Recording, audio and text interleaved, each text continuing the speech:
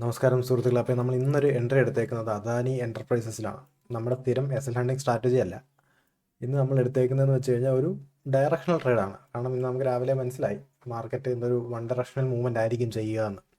അപ്പോൾ അങ്ങനെയുള്ള ദിവസങ്ങളിൽ നമ്മൾ ഒരു സപ്പോർട്ട് ബ്രേക്ക് ചെയ്യുന്നോ അല്ലെ റെസിസ്റ്റൻസ് ബ്രേക്ക് ചെയ്യുന്നൊക്കെ പറഞ്ഞ് ഓപ്പോസിറ്റ് ട്രേഡ് എടുക്കാതിരിക്കുന്നതല്ല. വൺ ഡയറക്ഷണൽ മൂവ് ഉള്ള ദിവസങ്ങളിൽ നമ്മൾ ഡയറക്ഷണൽ ട്രേഡ് നോക്കുക. അത് കിട്ടിയാൽ നമ്മൾ അതിൻ്റെ പുറകിന് പോയി ഇപ്പം എവിടുന്നേലുമൊക്കെ എന്തെങ്കിലും സപ്പോർട്ട് ബ്രേക്ക് ചെയ്യുമെന്ന് പറഞ്ഞുകൊണ്ടൊന്നും പോയി എടുക്കാതെ കൃത്യമായിട്ട് നമ്മുടെ എൻട്രി ആക്ടിവേറ്റ് ആവുന്നുണ്ടെങ്കിൽ മാത്രം എടുക്കുക.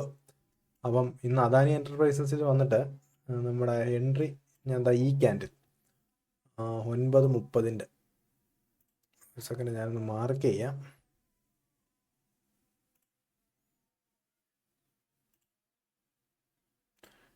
ഈ ക്യാൻഡിൽ ക്ലോസ് ചെയ്തപ്പോഴാണ് ഞാൻ എൻട്രി എടുത്തത്. അതിനുശേഷം അതായത് ആ സമയത്ത് നമ്മുടെ വിവാപ്പ് ബ്രേക്ക് ചെയ്തു. അപ്പോൾ നമ്മുടെ ഇന്നത്തെ ഓപ്പണിംഗ് ക്രൈറ്റീരിയസ് അനാലിസിസ് ഒക്കെ ചെയ്ത് മാർക്കറ്റ് പ്രൊഫൈൽ വെച്ച് തന്നെയാണ്.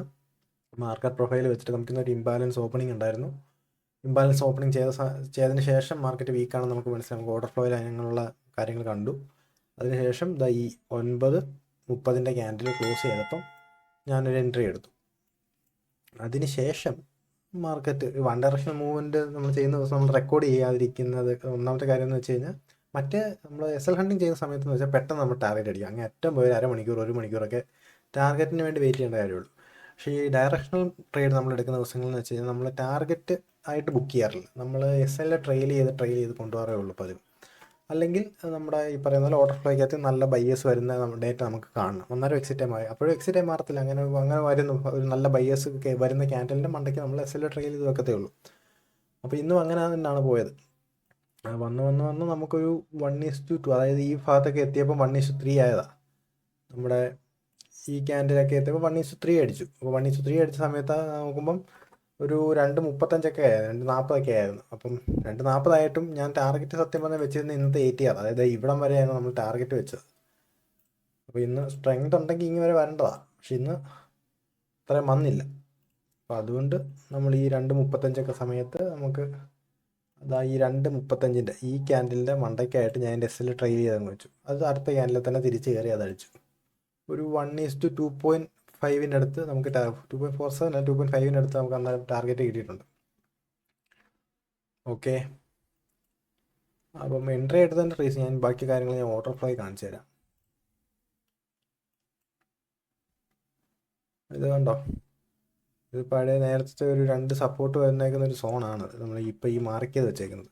അപ്പോൾ ഈ സോണിൽ നിന്ന് അത്യാവശ്യം കൊള്ളാവുന്ന ഒരു സപ്പോർട്ട് ബയ്യേഴ്സ് വന്നായിരുന്നെങ്കിൽ, അതിനുശേഷം ബയ്യേഴ്സ് വന്നിട്ട് താപ്പോട്ട് ഇറങ്ങുമായിരുന്നെങ്കിൽ അവരുടെയൊക്കെ എസ് എൽ നല്ല രീതിയിൽ അടിച്ച് മാർക്കറ്റ് താപ്പോട്ട് വന്നേനെ.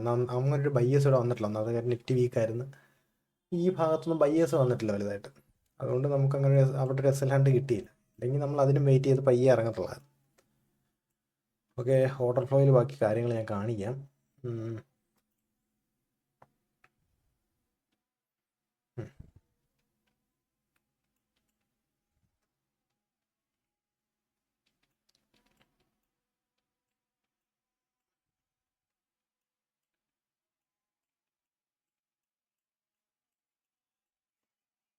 ഈ ഒരു സമയത്തൊക്കെയാണ് നമ്മുടെ എൻട്രി ആക്ടിവേറ്റ് ആകുന്നത്. ഇത് 15 മിനിറ്റ് ക്യാൻഡിൽ ചാർട്ടാണ്.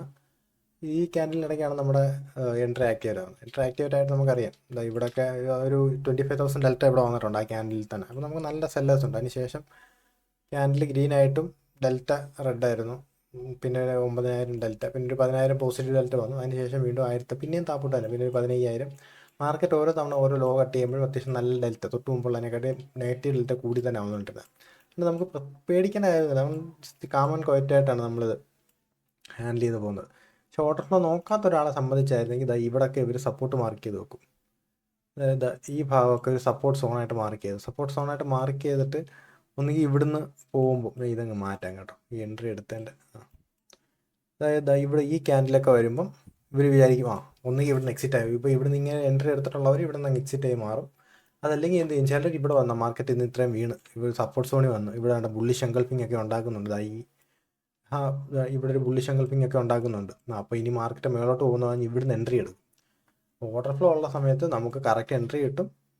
നമ്മൾ ഇങ്ങനെയുള്ള സമയത്തൊന്നും എക്സിറ്റായി മാറത്തില്ല. ഏറ്റവും പ്രധാനമായിട്ട് ഇങ്ങനെയുള്ള എൻട്രികൾ നമ്മൾ എടുക്കത്തില്ല. അതായത് മാർക്കറ്റ് താപ്പോട്ട് വരുന്നു, ഇവിടുന്ന് സപ്പോർട്ട് എടുത്തു തിരിച്ച് മേളിലോട്ട് കയറി പോകുന്നു പറഞ്ഞിട്ടുള്ള എൻട്രികളൊക്കെ നമ്മൾ എടുക്കുന്ന SL20 സമയത്ത് നമ്മൾ എടുക്കും, പക്ഷെ അതെങ്ങനെ ഓർഡർ ഫ്ലോ ഡേറ്റ സപ്പോർട്ട് ചെയ്താൽ മാത്രം നമ്മൾ എടുക്കും. ഇന്നിങ്ങനെയുള്ള സമയത്തൊന്നും ഓർഡർ ഫ്ലോ ഡേറ്റ സപ്പോർട്ട് ചെയ്തിട്ടില്ല, കാരണം മാർക്കറ്റ് വീക്കായിരുന്നു. ബയ്യേഴ്സ് ഉണ്ടെങ്കിലല്ലേ ഓർഡർ ഫ്ലോ അത് കാണിക്കത്തുള്ളൂ, ഇല്ലാത്ത കാര്യം ഇതിനകത്ത് കാണാൻ പറ്റത്തില്ല നമുക്ക്. ഓക്കെ, അപ്പം പിന്നെ മാർക്കറ്റ് പ്രൊഫൈലിനകത്തിൽ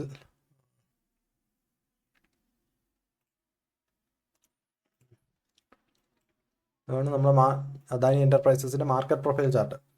ഇതിനകത്ത് അത്യാവശ്യം കൊള്ളാവുന്ന ഒരു ഓപ്പണിംഗ്, ഒരു ഇംബാലൻസ് ഓപ്പണിംഗ് തന്നു. IB സ്ട്രെങ്തോടെ ക്ലോസ് ചെയ്തു, IB ബ്രേക്ക് ചെയ്തു. IB ഒക്കെ ക്ലോസ് ചെയ്യുന്നതിന് മുമ്പ് നമ്മൾ എൻട്രി എടുത്തു, നമുക്കറിയായിരുന്നു. അതിനുള്ള കാരണങ്ങളൊക്കെ ഉണ്ട്, നമുക്ക് മാർക്കറ്റ് പ്രൊഫൈലിൽ കാണാൻ പറ്റും. അപ്പം അങ്ങനെ, കാരണം അത് പറയാനാണെങ്കിൽ ഒത്തിരി ഉണ്ട്. നിങ്ങൾക്ക് വലിയ താല്പര്യമൊന്നും ഉണ്ടെന്ന് തോന്നുന്നില്ല, കാരണം താല്പര്യം ഉണ്ടെങ്കിൽ നിങ്ങൾ വീഡിയോയ്ക്കകത്തിൽ എന്തെങ്കിലുമൊക്കെ ചോദിച്ചേനല്ലോ.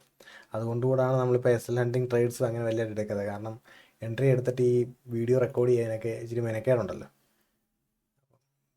അങ്ങനെ ഒരു മെനക്കേട്, നമ്മൾ എൻട്രി എടുത്തു കഴിഞ്ഞാൽ നമുക്ക് സിമ്പിളായിട്ട് ഒരു സ്വസ്ഥമായിട്ട് ഇരിക്കണം എന്നാണ് എൻ്റെ ഒരു ആഗ്രഹം.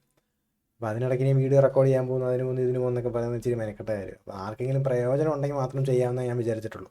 അപ്പോൾ അങ്ങനെ പ്രത്യേകിച്ച് പ്രയോജനം ഉണ്ടെന്നൊന്നും മനസ്സിലാവുന്നില്ല. അങ്ങനെ ഒരു പ്രത്യേകിച്ച് പ്രയോജനം എന്തെങ്കിലും ഉണ്ടായിരുന്നെങ്കിൽ നമുക്ക് വീഡിയോയ്ക്ക് താഴെ എന്തെങ്കിലും കമൻറ്റോ ലൈക്കോ ഒക്കെ വന്നേനെ. അപ്പം അങ്ങനെ വരാത്തിടത്തോളം അങ്ങനെയുള്ള പ്രയോജനമില്ല എന്നല്ലേ നമ്മൾ മനസ്സിലാക്കേണ്ടത്. അതുകൊണ്ടാണ് ഞാൻ പിന്നെ അങ്ങനെ മെനക്കെട്ട് ചെയ്യാൻ നിൽക്കാഞ്ഞത് വീഡിയോ.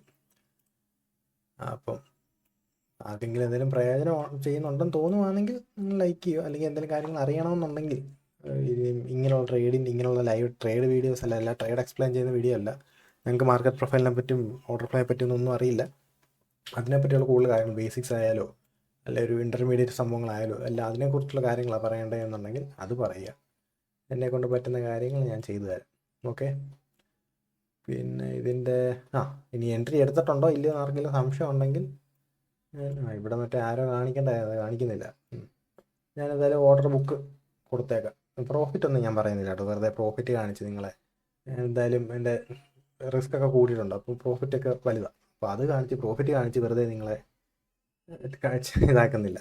പ്രോഫിറ്റ് കാണിച്ച് നമ്മൾ സംശയിപ്പിക്കുന്നത്. എന്തായാലും ഓർഡർ ബുക്ക് ഞാൻ കാണിച്ചേക്കാം, എൻട്രി എടുത്ത സമയം പ്രൈസും എക്സിറ്റ് ആയ പ്രൈസും ഞാൻ കാണിച്ചേക്കാം. ഞാൻ ഒരു ക്വാണ്ടിറ്റി എൻട്രി എടുത്തു എന്ന് മാത്രമേ നിങ്ങൾ വിചാരിച്ചാൽ മതി. ഓക്കെ, അപ്പം ശരി, ബൈ സുഹൃത്തുക്കളെ.